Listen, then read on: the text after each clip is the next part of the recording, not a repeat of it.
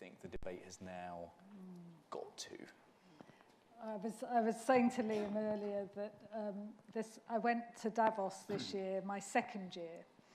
And when I went last year, the World Economic Forum had set tackling inequality as the big challenge. And there was a huge buzz around politicians, business leaders, the elite, recognising that inequality wasn't just a moral question, it was an economic question too, for all the reasons that have been explained. You know, ultimately, if you keep squeezing that share of wealth going to workers, you haven't got anybody who's got money in their pockets to go out and buy the goods and services that businesses need. And, you know, worrying signs of more and more people getting back into debt, which, you know, some of us remember is how all this started. So I think there's a growing recognition of that moral and economic imperative coming together, and a huge potential to build a new consensus around that. However, this year, I was hoping that there would be some reflection on the fact that we're continuing to see profits rising at a faster rate than wages. That share is still shrinking. We're still seeing huge misery. I mean, next year, I believe, worldwide, that the 1% by next year will have more wealth than the remaining 99%. So you'd think that this might be a tipping point at which we thought, okay, we've got the consent. Yeah. Exactly, we better get on with something. But when I look at what's happening on the ground, it's very clear to me. Actually, it's not rocket science, a lot of this. We know from history, we know from other countries what it takes to build a more equal society.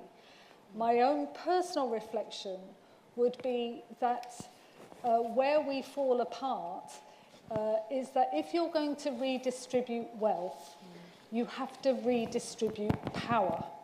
And that's the bit, I think, that the people in Davos found very difficult to get their heads around. Surprise, surprise. And, you know, what I've learned is they're human beings too.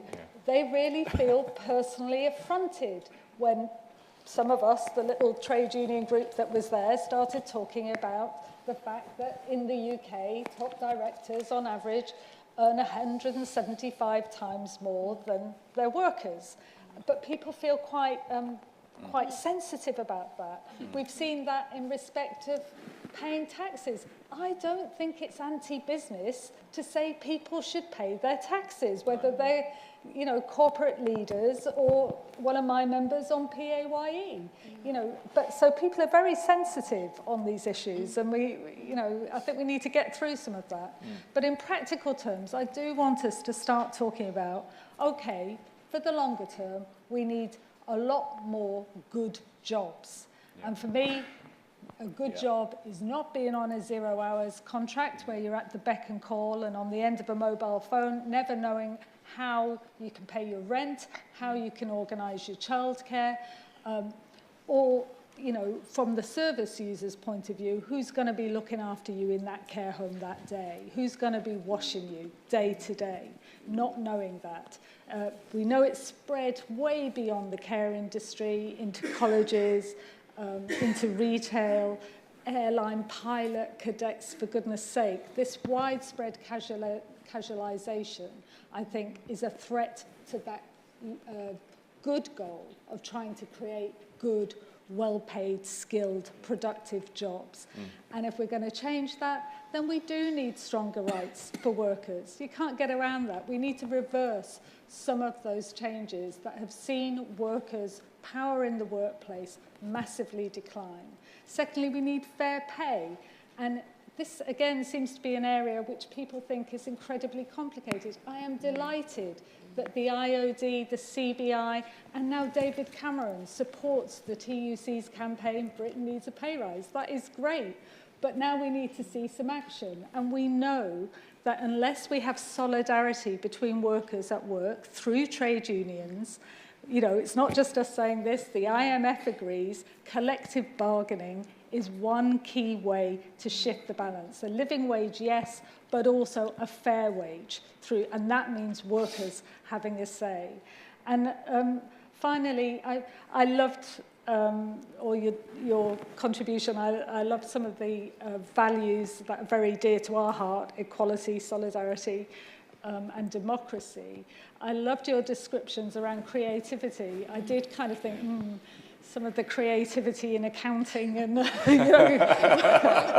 one of the problem areas there's limits here. to creativity, But I would just like to end by saying I don't believe that all wisdom and all creativity and all wealth creation takes place within the confines of the boardroom. Actually, it takes 30 million workers as well. And it seems to me we can contribute huge amounts of expertise, common sense, and commitment, because in the end, the livelihoods of workers depend on the success of business. So why can't we have a little bit more democracy in the boardroom too? Fascinating. More pessimistic than optimistic this year.